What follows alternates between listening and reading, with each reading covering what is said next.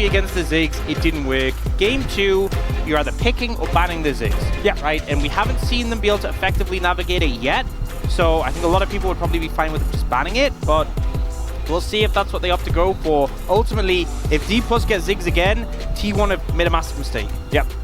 I just took a glance at Twitch chat, by the way, and someone said that Dagon looks like a rich extra on the Hunger Games, and I just thought that was absolutely beautiful. It's like one of my favorite things that I've heard. Sorry to just completely go off topic for 1 second. He does though, right? He has that vibe. It's the hair color as well. Oh my god, it's just perfect. Whoever said that, you're my absolute GOAT of today. Already we're seeing the bans come through very similarly to last time around. It is D+ now that do have to drop a ban for the Rumble, and we'll see what is going to be dropped. As last time it was Nasus that was taken away on the blue side. This time, I assume this last ban will go to the Azir. So we'll just have to see where the pivots are going to come through. So far, LeBlanc and Smolder, they both had to be banned, but then the Rumble also had to be banned for T1. So this is their flex ban that they get right now. Yeah, and I think Ziggs is just a safe ban to take here. Maybe they go for the Vi instead. Maybe even Maokai, but Vi going to be the ban, okay. And now here's the thing with D+ in this situation. You can obviously ban like the Azir or the Nasus, but you could also try and secure yourself Ziggs by, like, if you leave Azir open and T1 take it, you get Ziggs. If you leave Azir open and T1 take Ziggs, then you get Azir. So maybe they might decide to ban something else and make T1 pay for whatever they first pick. I think could be the strategy here. So they ban the Jhin. Yeah, I love this. Throw it all away. Yeah, and now T1, yes, they get choice, but they only get one pick. And they're going to go for the Ziggs. So now, if D+ want to take the Azir, they can. But they could also just go as hard into as many dive picks that they can possibly find. We saw Hummerlife Esports, that was how they dissected these Ziggs compositions. And I think the first thing that they need to address is the Kai'Sa. Get that for aiming. It's one of his best champions of all time. Maokai, another one that Lucid hasn't lost on. Certainly a team that can set up around the Maokai very, very effectively. And D+ going to take that one away. I'm just hoping we don't see like Corki here, because I think that there are some other things that can really... okay, this one's could also be an option, and that's going to be the Nasus locked in. Some Susan time here from Showmaker in the mid lane. Yeah, we got Sejuani. It's probably just going to be Sejuani Azir in the situation for T1. We've seen Azir, you know, not have necessarily the best time. Maybe it's could just be the Garen, you know, the counter pick. Oh, do it! Sejuani Garen as well. You actually have a melee champion in the mid jungle. Oh. No, it's going to be cool. Okay. And then it'll be Vayne top. And then it'll be the saddest Sejuani ever. Yeah, less interesting, but a lot of poke, a lot of late game power. And this could be difficult for the Nasus in the late stage of the game. Trying to get on top of them. They're looking at the Seraphine. Or the Xerath. You know, we've seen a lot of mages bot being played. And the thing is, they could just flex this Nasus up to top lane. Looks like for now they will go for the Ezreal for aiming. So, not the easiest target to lock down, and as a result, not the easiest target to hit with like a Ziggs ult. But I still think the lane's pretty fine for the Ziggs in the bot lane. I remember open as a flex though. There was a certain amount of analysis that was done on Reddit where they did say that, you know, you can't play Ziggs into Ezreal and Kai'Sa. They also said you couldn't play it into Xayah though, so I'm very confused as to which part of this information we need to actually be taking on board. Crazy that we're seeing Ziggs first pick when Xayah's open a bit. I know, it's nuts, right? And no one even sees that it's an opportunity. As Kennen going to be taken away here, the Leona. A lot of respect over to Moham. You love to see it. And we'll see what is further going to be removed here as we get through the next round of bans. Still a lot of things up and available. Yeah, I think D+ really wants something that can lead the charge in terms of... I mean, obviously the Maokai can set up, but, you know, maybe even the Rakan would be okay in this situation. So maybe that could be banned away by T1. But it'll probably just be the Rel. I think you just deny the Rel because Moham's been so good on it. And we'll see what D+ up to ban in this situation. They're going to keep targeting top lane. Moham just did not make a choice in time. You know, he's new to the LCK. He might have a lot of like snap decision-making skills when it comes to in-game. Yeah. In draft, though, not quite there. Maybe that was just because the rest of the team weren't giving him the information that they needed. It definitely wasn't based on the reaction, but maybe he's like, look, if we ban something, that's one less champion that isn't Rel for them to ban. Oh! He's like, minimize the chances from banning Rel. No, I think it was just a mistake, unfortunately. And now in this situation, the Nasus has a flex, likely mid, but we don't know that for sure. They could just take support here. It could just be something like the Rel, could just be the Rakan. We'll see what they opt to go for. If they opt to go for top lane here and blind something for Kingin. Or just blind some sort of hook champion. Instead, it's going to be the anchor to come in for Moham with the Nautilus lock-in. For a second, it was looking like the Maokai Blitzcrank we've seen Gen G play. Yeah. But, you know, Moham has been fantastic on Rel. Lehens is that guy on Blitzcrank. Oh, yeah. You know, so I'm not sure how convinced I would be by that. They end up going for the Nautilus. I think one of the problems with playing Nautilus in this situation is now T1 are going for Sejuani Alistair potentially. This is a very thick front line. It's going to be hard to hook onto the backline targets. And into Corki Ziggs, you just get mangled as a Nautilus. Like, the tankiness of the front line of the engages of D+ is so much less than the engages on T1, but they do have that Nasus to kind of bolster things. Now that T1 looking potentially for a top lane pick. The blind Vayne would be an interesting one. I'm not convinced. I actually like the Camille a lot. Yeah, me too.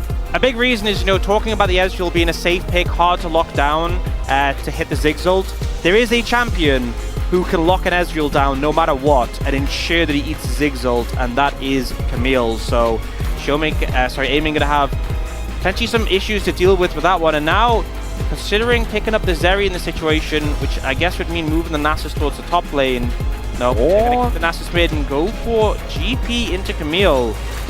And Kingin has been pretty solid in the GP. Yep. But definitely not a pick that we see too often. You can certainly, you know, mitigate the hookshot quite well by eating oranges, but you can't really get out of the Hextech ultimatum. You can't eat your way to freedom there. So this could be a difficult time for the Gangplank. They do a lot of damage though. I'm not super convinced by D+'s composition, and not just because T1 have Ziggs, but I feel like T1, a lot of setup, have the Camille to help the dive, they have the follow-up from the Ziggs, Ziggs Corki, great damage threats, and they can also play the towers. On the side of D+, I'm concerned about the durability of the Nautilus in this composition. The Nasus, you know, I don't think this is the sort of composition where he's massively going to excel. Alistair is so annoying for a Nasus, because you just get to a target, you wither them, and you get knocked away. You get back to the top, you get pulverized. It's a constant issue. So we'll have to see. D+ obviously have a point already in the series. This is T1 side selection, so expectation is they'll come out of draft better, but I think they definitely have an edge here. And D+, we'll see what they could do. They do have some big mid-game spikes. I think that's the main thing I would lean on. The Ezreal, the Gangplank, and the Nasus will be very strong at that point, so we'll see what they can do there. Yep, the Maokai also helping out on top of that, but it's Camille Sejuani, a lot of permafrost synergy on the top side of the map, and it is a much more comfort pick for Owner as well, moving into Game 2. I have a feeling we're heading towards 1-1. See what happens though as we jump to the Rift for Game 2.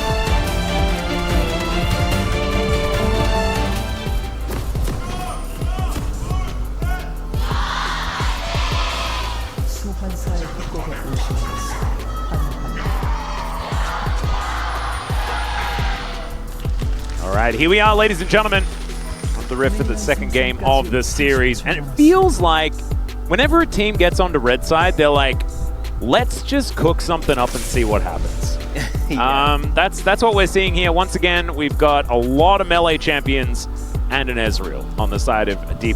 This time around, I think it's not quite as crazy as what we saw on T1 side with their experience draft that they went for.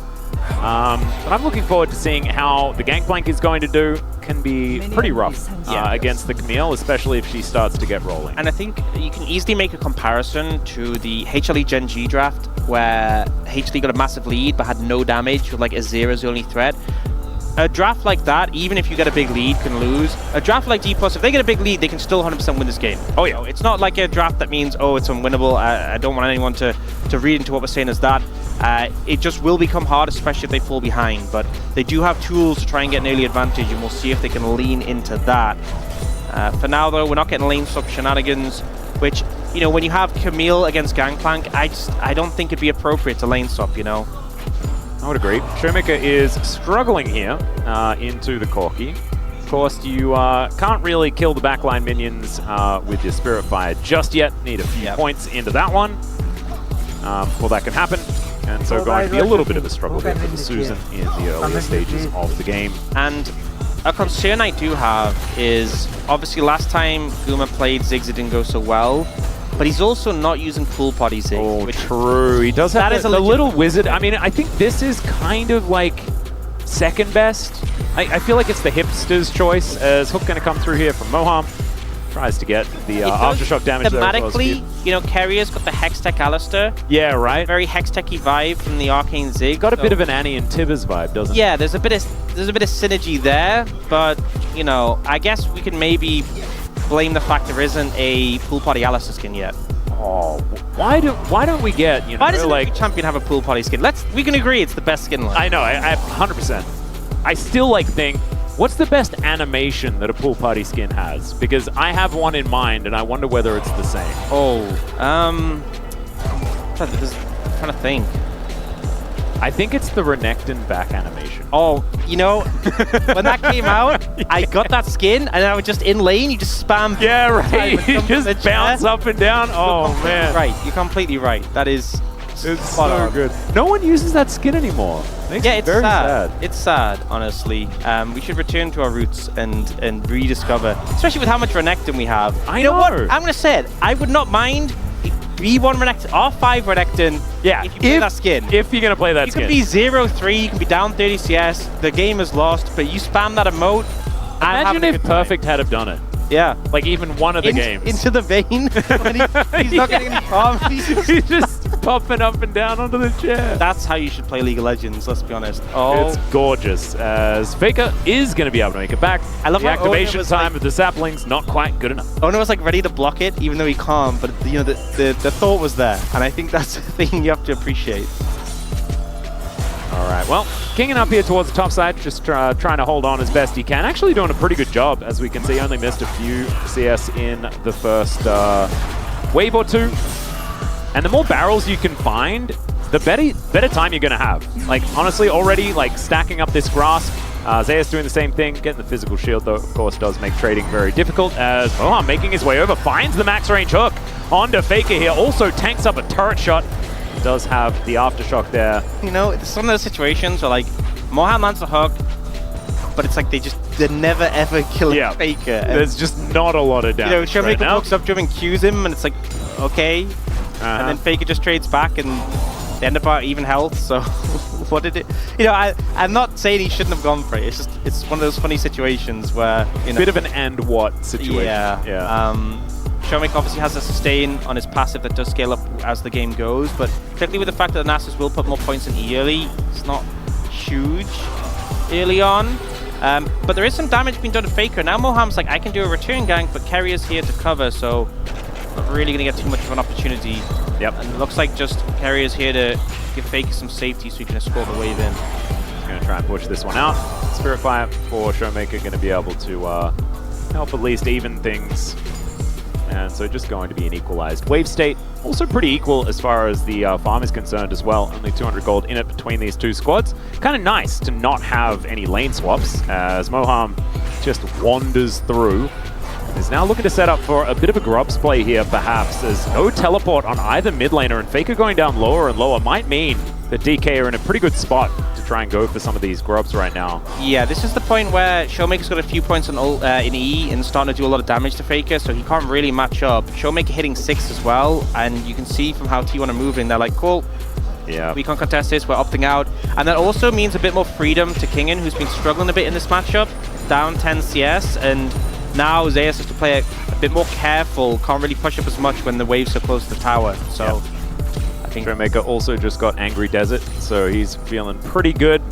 Now has that added tool to give him the extra health. Yeah. That's what it's called, I'm pretty sure.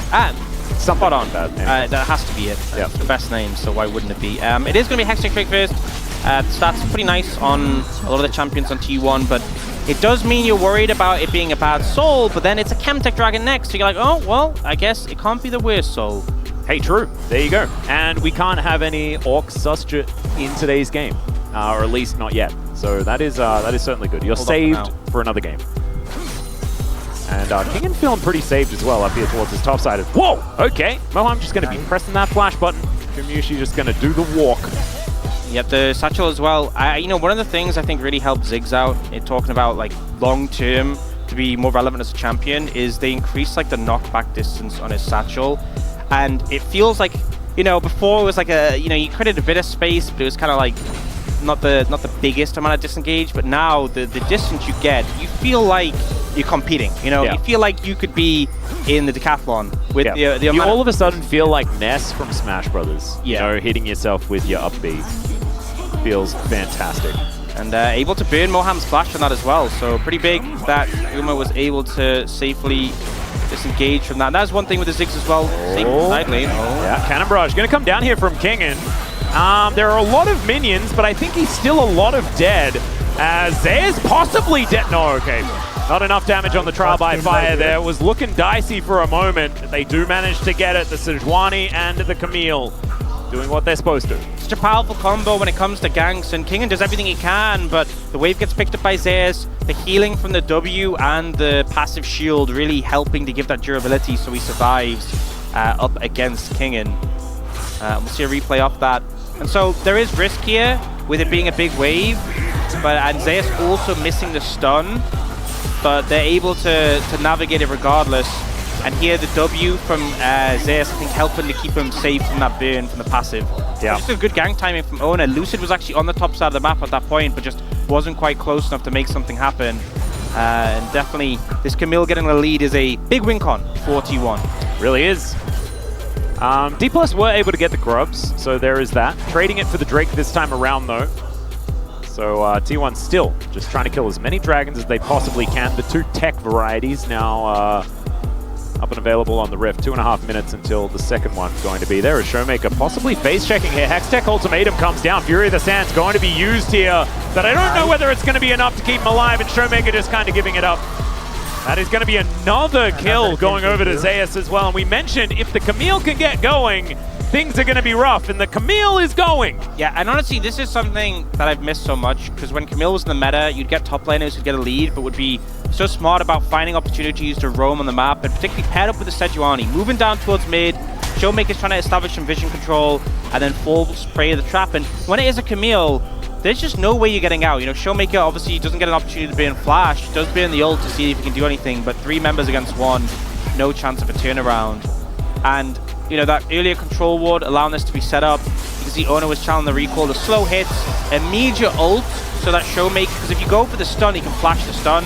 Obviously you can't flash the ult once it's been cast, and the follow-up is there immediately. Good job there from T1. Yep, really nicely played.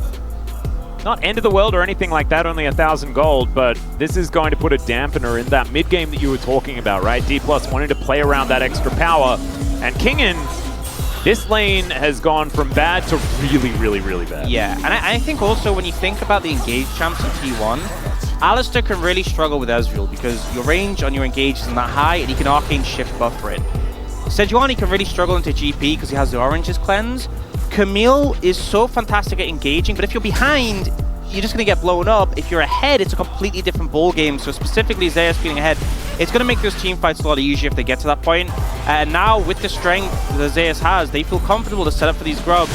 And I think with Lucid just recalling that, they'll likely pick up 3. It's about 45 seconds on the Dragon, so D+ could move towards bot and set up for that. You can see Moham already establishing some really good vision control, but I think T1, they've already got Dragon 1. I think they're fine to sacrifice it if they need to. I think so too. Especially if Gumayusi can stay alive, as Moham will be able to clear away some of the vision. No one else making their way down.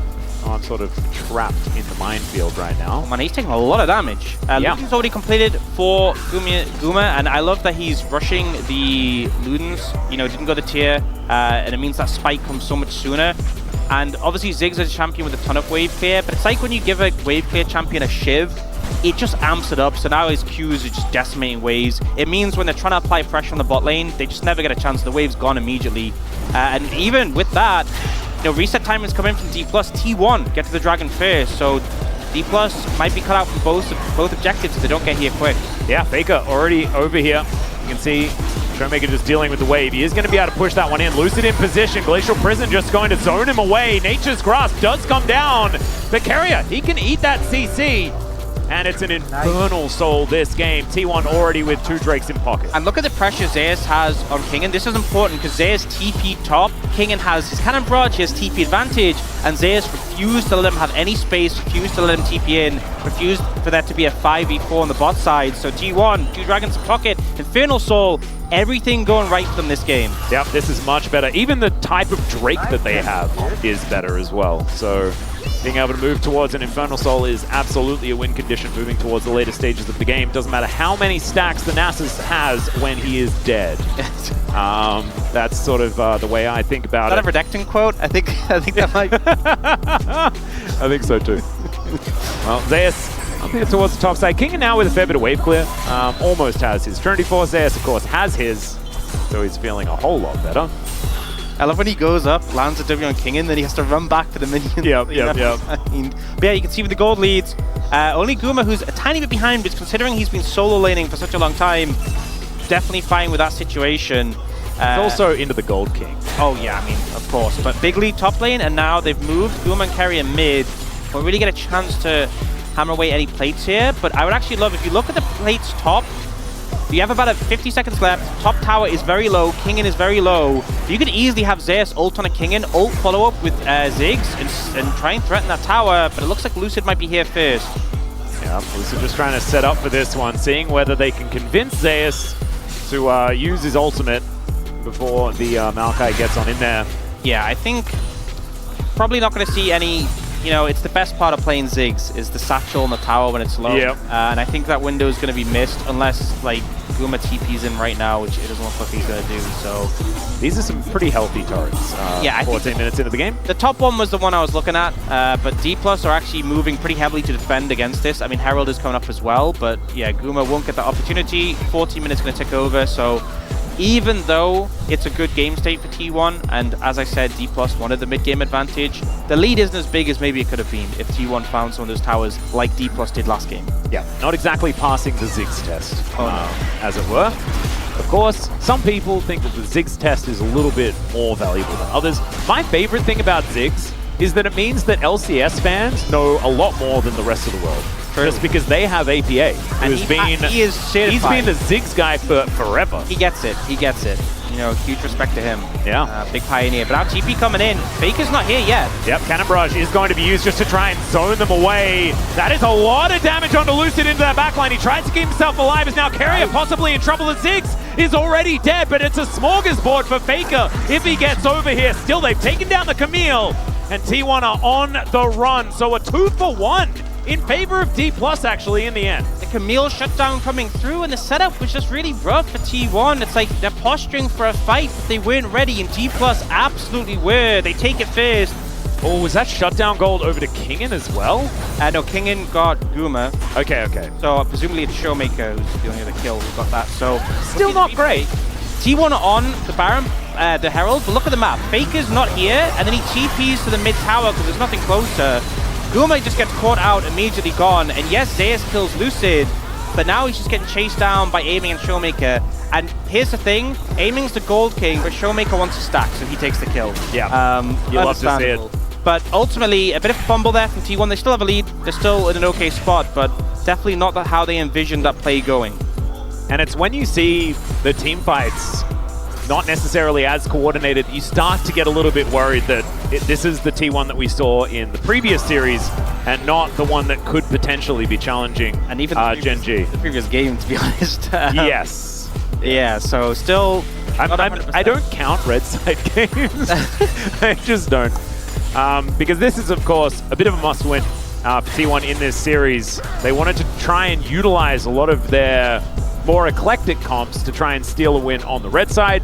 These blue side games should be wins. Yeah, it's you know, we talk about it a lot being like serving in tennis, where you're supposed to win the games that you're serving, and then on the other side you're trying to break the serve, which if you get it, great advantage, but obviously it's quite hard to do. So T1 made that attempt game one, they failed, that's fine, they have more chances, but when it is their serve, or in this situation they have side selection, they really need the win or the series gets very difficult. Now, D+ are set up for Baron, and they have a lot of vision control in the area. Moham doing a pretty good job sweeping this out. And T1, I feel like they want Zeus here if they're going to contest this. They do look like they might be trying to threaten the mid wave instead. We do know that Kingen can still threaten with the Cannon Barrage. Doesn't have a lot of ability to deny teleports outside of killing Zeus. Yeah, I mean, it's not the end of the world if T1 don't get this dragon, but it would be such a huge boon if they did. The threat becomes so massive for the rest of the game. Infernal on Ziggs and Corki is absurd. So Zeus has prio, but it feels like his goal is kind of being keep Kingen trapped rather than move myself. But he is now moving away. There's no great wards for him to TP onto any flanks. D+ have done a fantastic job of ensuring that isn't the case. Not to mention that, like, it's all of the Trinity forces are done. There's 5 of them in this game.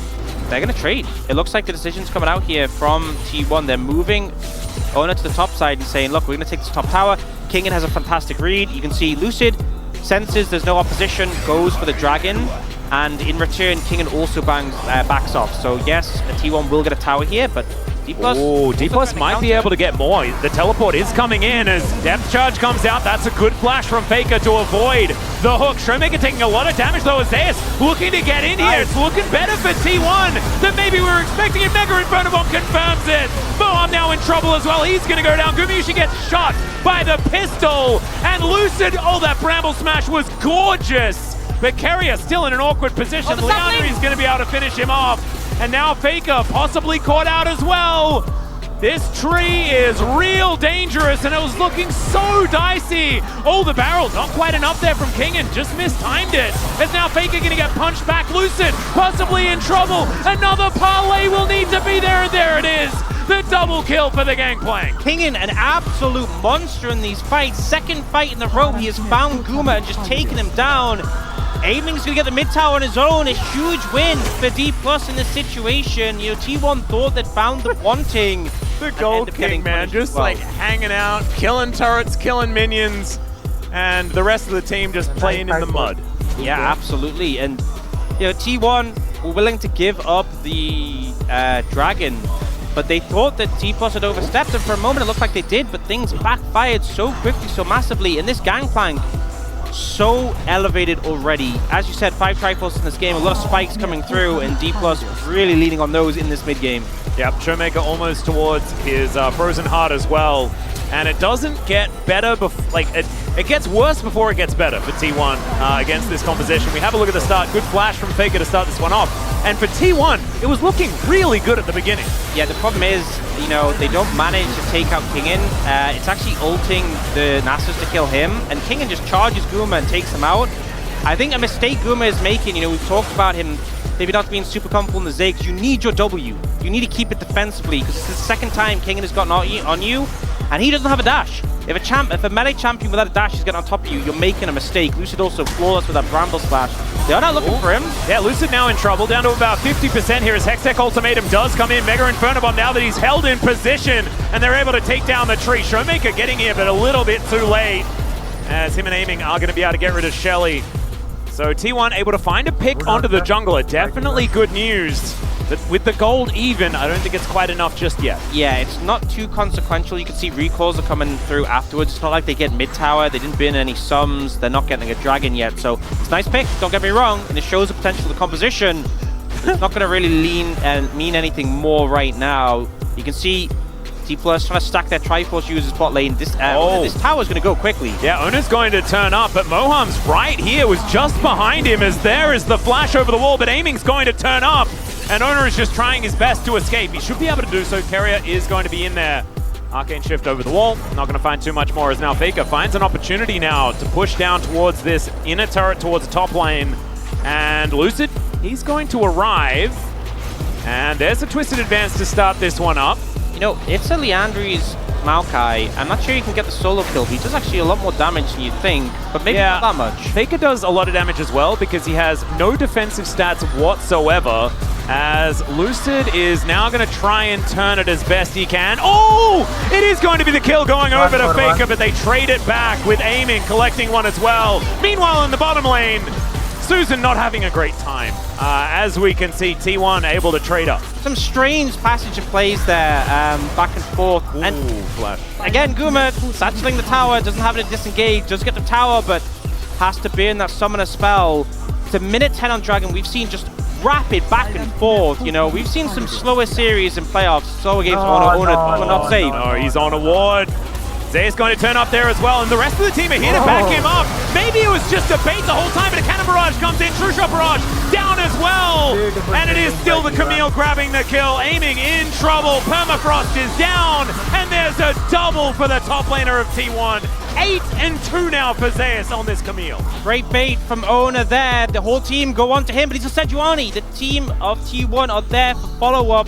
And they're starting to move towards Baron. They're actually TP's coming in from Guma and Zeus. They want Baron now. Okay, that might be a dangerous maneuver, as they are on vision right now. I think aiming has no TP, King and does, but there's no cannon barrage. They might just turn for kills. Zeus has flash and might find something. We'll have to see what they do. Yep, Moham at 50% health right now. Not taking very much damage though. That is going to be the Nature's Grasp coming out. Oh, Lucid sidesteps the ulti, wants to try and get in there. Twist of advance, does get him through. It's going to be a 50-50 stolen by Lucid. Zeus could be in trouble as well, as Moham's getting back in there. Flashes out of the way of the Mega Inferno Bomb.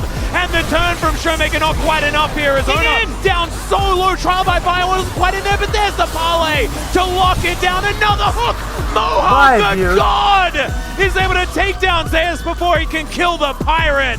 And aiming finally teleports in, but it's all over, dude. T1 Barons, they live and die by them. They get overzealous and Lucid. He has been so clutch on smites this entire season. It's not a 50-50 when he's about, and he holds his nerve. Ona doesn't, and they end up getting rewarded. So here, Ona's recall in this position, but the pings are coming out, so they're aware. They set this up as a trap. You can see the pings. The engage comes through, and with the Camille and the Ziggs AoE damage, the front line gets mangled. Aiming does create some space but gets chased down. So this is a fantastic play, and T1 go right. We've done enough, we can stop Baron. But the thing is, the ult from Ona misses Lucid, so he's able to get in the pit, and they start to focus Lucid down, but the Baron's nowhere near death when Ona smites, but he gets nervous. 1.6k, he smites, he gives the opportunity over. He's scared of the AoE getting low, and then here, Kingen TP'd in, ready to fight, and the damage he does here combined with Moham's clutch hugs is just massive. Yeah, and we saw actually in DK's previous series, there were some Gangplank bans coming through. I think we're starting to see why. The barrel chains are just connecting for Kingen. Making things happen again. Going to face check. Some more barrels do go down as Nature's Grasp coming out. See whether Zeus can outrange it, and the answer is no, but it doesn't really matter. Still able to create enough distance. The Maokai being down is pretty big, actually, and it's given space for T1 to move in, contest vision around this Banana Barrage. So now D+ will TP in the Nasus, who's fully healed. Cannon Barrage still up, and oh man, they are not wanting to try and fight this one. Eating a lot of time on this Baron though, as we can see. And a bit of a wraparound now coming through. True Shot Barrage just get Banana Vision as now Zeus on that blast cone looking for the angle. King the Polarize on the floor! And T1 are looking to eviscerate them. Carrier trying to make his way out. He is so incredibly low. The Dragon going to be secured here by Faker. Zeus just looking to try and escape. The health bars getting lower and lower as Lucid will be able to get out of there. Somehow it is only one kill onto Moham, but T1 do secure Soul Point. Some insane damage coming out from both sides. It feels like even the tankier members are getting just exploded. Very dangerous, but a clutch combo from Carrier there allows T1 to get the advantage. We see the setup here. Zeus wrapping around on the flank unspotted is such a dangerous threat. But it's not him that really finds the angle. Guma ends up throwing the ult in that hits multiple people as the combo comes through from Carrier. They pick off the Nautilus, but then the Alistair's too below. They start to disengage. Zeus ult Showmaker to trap him, but with the Steric Shield keeps him healthy to get him out. They just don't really have enough to continue in this fight, so D+ will disengage. But T1 now on Soul Point, and that Ziggs. You nearly got Rabadons. Oh my god, what is it? This is, this is T1 D+. Yeah, it's looking pretty topographical. I guess that only means that we're just talking about what the landscape looks like. It is pretty up and down. This is not the Netherlands, let's just say that. You know, it's hilly. And man, the damage. I mean, I feel like some games at this point in the game, and like the highest damage in the game is like 13,000. Yeah. That's like 7th in this game. The damage per gold stat is getting inflated in this one because there's a lot of fighting. Oh, absolutely is. And a lot of kills as well. It has been a very bloodthirsty game. Now, T1 looking to try and secure this tier 2 top. It is very low. Chunked, but it's going to be like an auto from Faker and a satchel one's gone. Oh, there is a hook, and there is the turret going down. Mega Inferno Bomb comes in. Faker in trouble, though, and that is somehow aiming, getting that kill. Throws out a carefree Mystic Shot. Now they're looking for even more. Lucid moving in. The satchel does come out. The flash is enough to outrange it as the permafrost comes on through, but Lucid's just happy to eat the CC. And aiming, still hunting, still looking for them. Another satchel, but there's the flash twisted advance, and Gumayushi going to get eaten by the Ezreal. He's able to chase them all down as well. The minion wave getting in the way, but it's from Moham! It comes in, and they're going to take an inner turret of their own after wiping out 3. They have so much damage, they might actually push for an end here. Zeus might need to come back. Faker's up in 10 seconds, sure, but there is a lot of tower damage available, and D+ are healthy. Yep, the inhibitor is going to go down. Teleport to come in from Zeus, like you were talking about. He was able to at least get the inner, as that hook is going to miss this time. Not quite enough members for Zeus to really commit onto 5. So he is just going to move up the mid lane after they deal with the minion wave. But T1 losing that top inhibitor could be really rough in this fight for Dragon in 2 minutes. Next fight, though, going to be in 45 seconds. Yeah, exactly. Teleport, big flank there. Oh, no, as Ona possibly out of position here. The hook is going to draw him back. Mega Inferno Bomb lands onto 4, which is gigantic damage. And the flanking 6. The flanking 6! Okay, he's throwing down minefields, bouncing bombs, things like that. He's trying to keep them in position as Lucid. He's the one kind of happy to tank, I guess. And now the barrel chain not quite going to work out. Double pulverize to come through from Carrier as Showmaker presses the Fury, the Sands button. And now the Nature's Grasp does come out. Carrier still trying to tank this one up, though, and we've got lots of trades of ultimates all over the place, and the barrels are really starting to hurt. In goes Zeus, though. He finds King, and the Pirate is going to fall down, and now Faker with another very aggressive Valkyrie. He's going to help lock down Moham. It's a triple kill now. Make it a quadra as Amy can't do anything. And Zeus says, not on my watch, D+. Lucid might just be a pentakill waiting underneath the turret. We'll see whether Lucid's going to actually fall down or not as he pushes Zeus back and says, no penta. Not that far, okay, sir. Yeah, tries to find it, but won't. With the Ziggs here, they take the towers so fast. Only Lucid up. Moham in 10. The wave's coming in. I think this is game for T1. They managed to punish D+. Yep, we saw it for D+ just a few seconds ago. And now T1 say, oh, this is how you win the game. You just push through the base and take down an Nexus. Well, that's precisely what they're going to do. Moham, he's going to be golden in the end, but he will be also taken down. The Pirate gets in the picture, but that is not going to be